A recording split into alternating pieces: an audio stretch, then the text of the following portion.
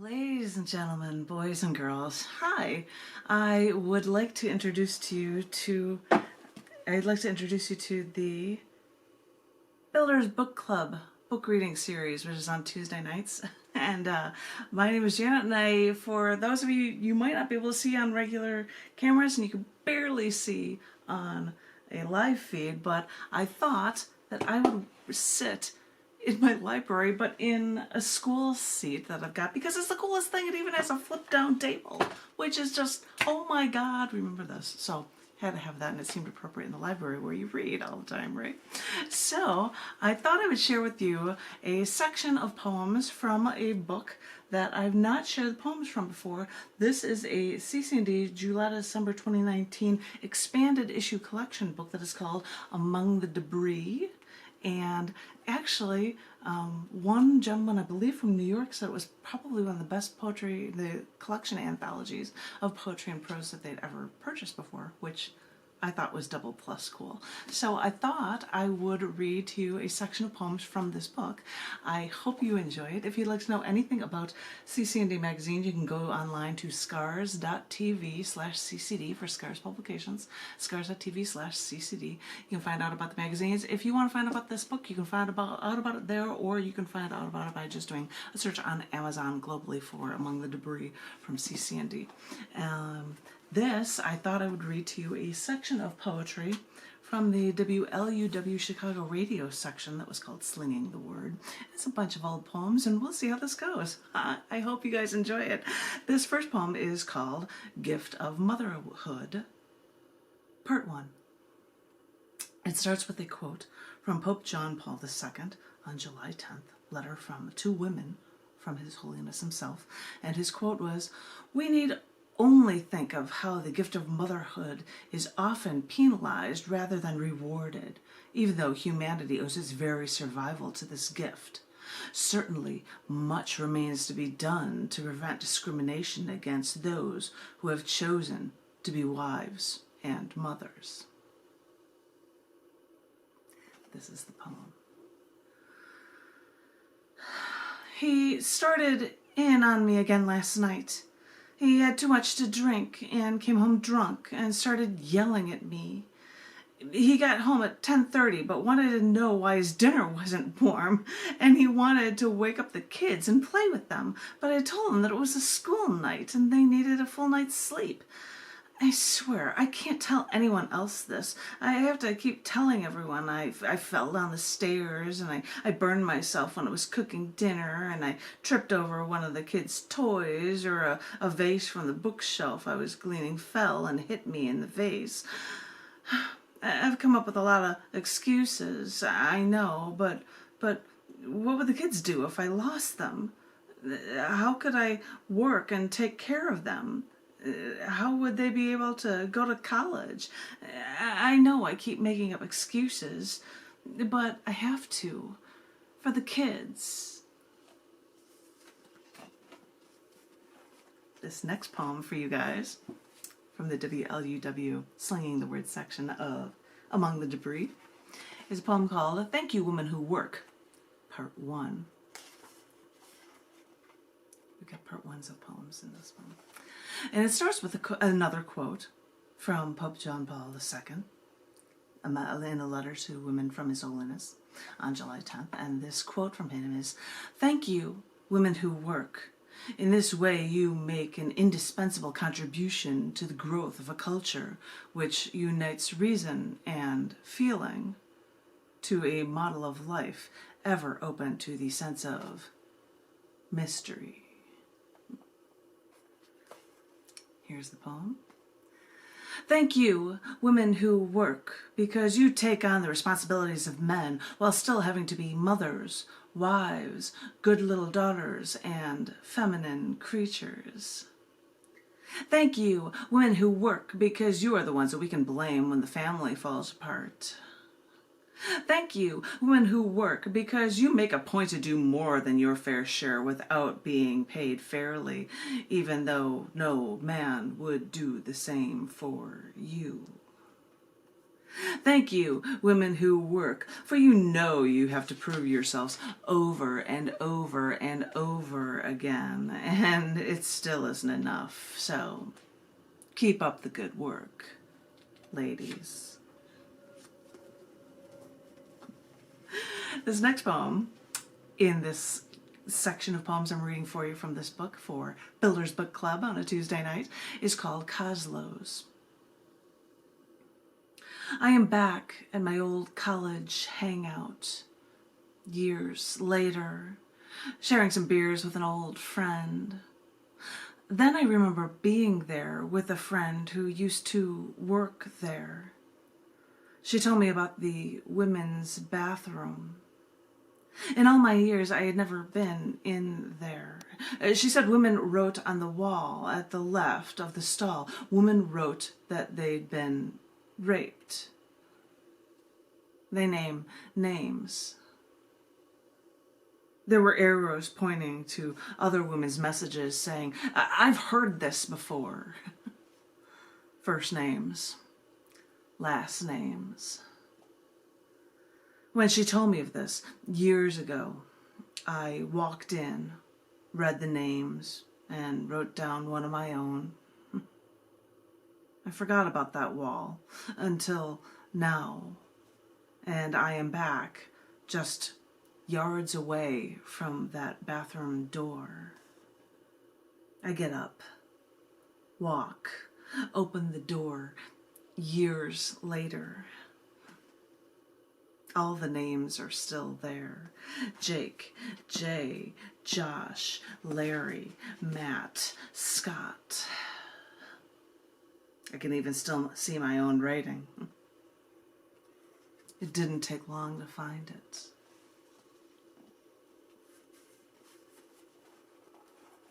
This one, yay, this one's appropriate because CC&D was actually founded and the majority of its publication was in Chicago, so it's cool that this next poem is actually called Chicago West Side. She knew who they were coming for. She crouched in front of the window, straddling their chair. She moved from the corner. Her coffee sat in the windowsill, the condensation rising, beating on the window right about at her eye level. She took the side of her index finger periodically and smeared some of the water away to look into the streets. The snow was no longer falling on the west side of Chicago. It just packed itself darker and deeper into the ground with every car that drove over it. The gunshot was ringing in her ear still. It was so loud. The earth cried when she pulled that trigger. It let out a loud, violent scream. She could still hear it.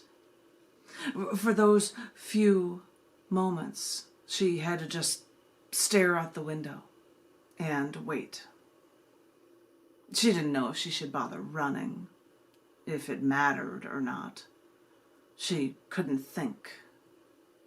All she knew was that this time, when she heard the sirens coming from the streets, she'd know why they were coming. She'd know who they were coming for.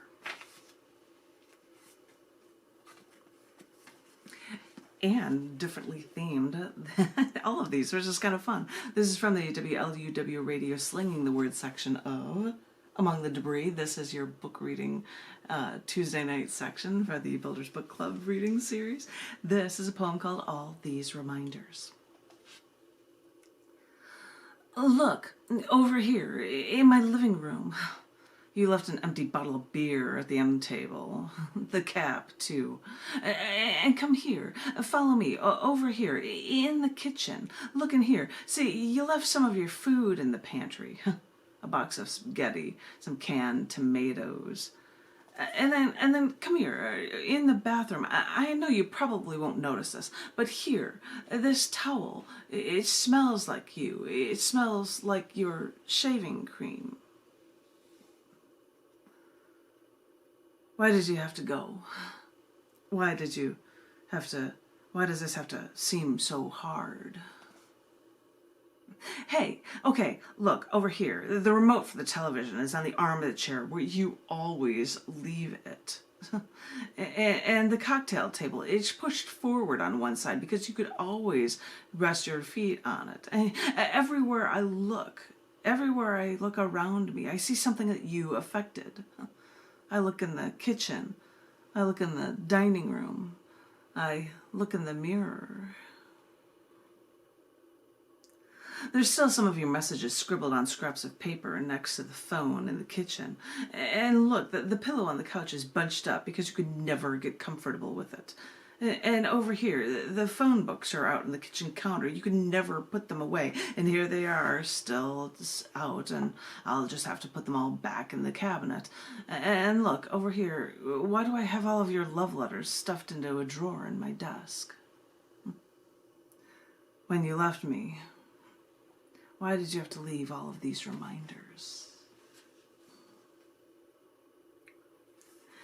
And I've got another one for you. I don't know how many more. 1, 2, 3, 4, 5, maybe 5 more poems I'll do for you guys in this book reading series of the WLUW Slinging the Word Chicago Poetry section of the cc&d 2019 collection book Among the Debris.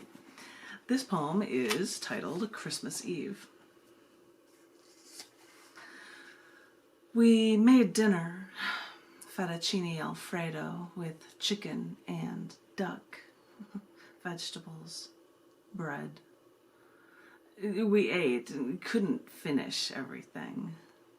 We were putting on our coats, getting ready to go to midnight mass. I decided to pack our leftovers and give them to some homeless people on the main street. We got in the car and drove to Broadway and Berwyn. I got out of the car, walked over to a man there, asked him if he was hungry. I got out the bowl of noodles and the gallon of milk out of the car. Another man walked over to me. I told them to promise that they would share. I got in the car and we were just driving. And all I could think is that these 2 men were in the cold, eating pasta with their fingers on Christmas Eve.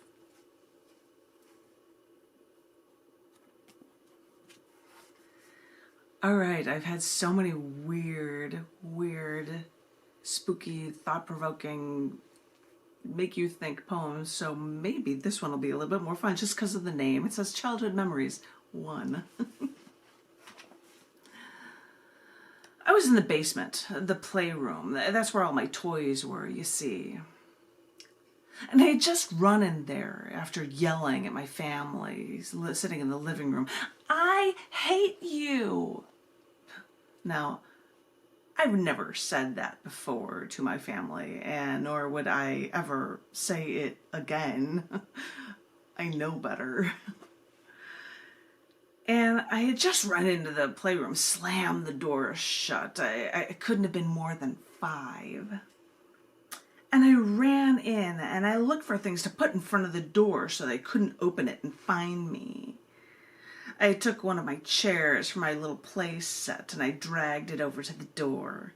And then I took the little schoolhouse from Fisher Price Toys. The side panel opened up. It had a blackboard and everything. And I took out that little schoolhouse and I put it on the chair guarding the door, patiently obeying my orders.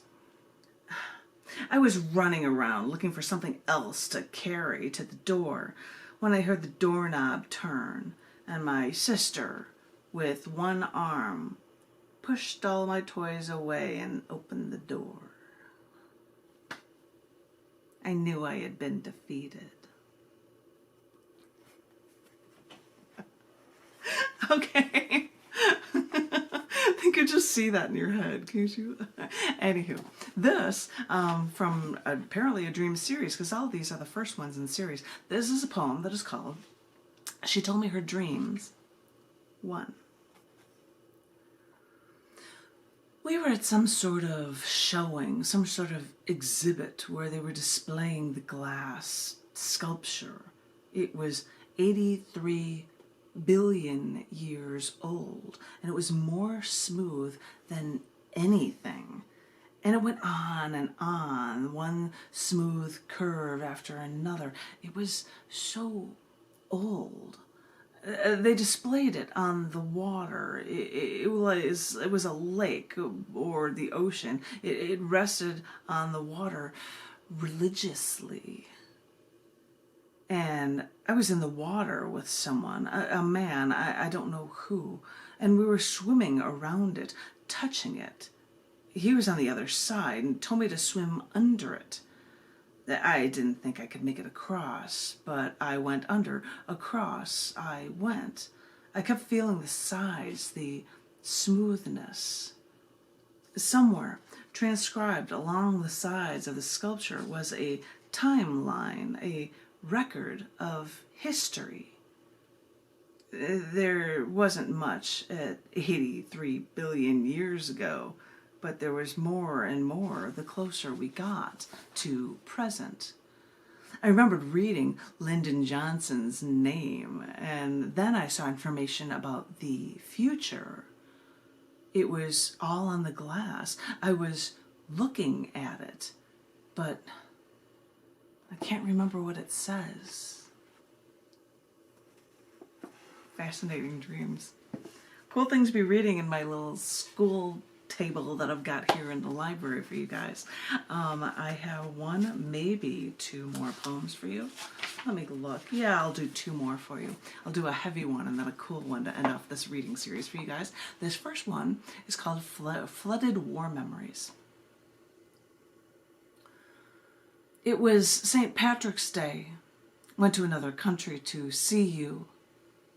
Met up with you at a hotel. It was like we were never apart.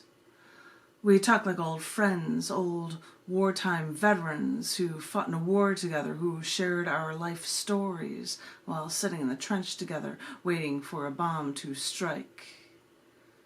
It was St. Patrick's Day, and everything seemed normal and right, even though you lived far away and even though we had different life plans. It was St. Patrick's Day. I remember you lying down in a bathtub like a little boy, splashing and playing in the water, not even flinching that I was there talking to you while you were naked in a tub. It was St. Patrick's Day. I wanted to go out, see the town, and you didn't want to move, content in a dingy hotel room. All I could think was that it was St. Patrick's Day, and I was in another country. I wanted to get up and go. And I don't know what snapped in you on St. Patrick's Day, but it was like, I don't know, I was in a dress ready to go out and you knocked me down. I remember being knocked to one of those hotel beds in my pantyhose and dress, and you strangled me. It was like you were in the war again and you were fighting to the death. But I thought we were on the same side. Why are you trying to hurt me so? And like a bulldog that finally listened to the commands of their master, you finally stopped, and there I was, your ally, the one that sat with you in the trenches with you all those years ago. Torn pantyhose, bloody knees. I remember I never thought that you would fight one of your buddies, I swear. I got out and called for backup in the hotel lobby. At the payphone, an older woman came up to me asking me if I was all right. Her question stopped me from hyperventilating. I looked down at my torn hose, bloody knees, and I said, "I'm fine." I just knew I had to get out of there before more shells fell. Ladies and gentlemen, this is the weirdest combination of stuff that I'm reading from this book section for you in the first Builders Book Club series of book readings, a selection of poems from the WLUW Slinging the Word Chicago radio section of the CC&D collection book Among the Debris. I've got one more poem for you. I say hi to everybody that's live, that's watching right now. And I end on a better note with this last piece for you. The last poem in this section is called There I Sit. There I sit. I sit alone, separated, isolated, away from my only love, my obsession. I pull out a fountain pen. I look at the lines, the contours of his face, defining the piercing eyes, the pointed nose, the tender lips. I feverishly draw, I sketch, I capture his image. I stare, I gaze, I memorize his every detail. But he never looks back.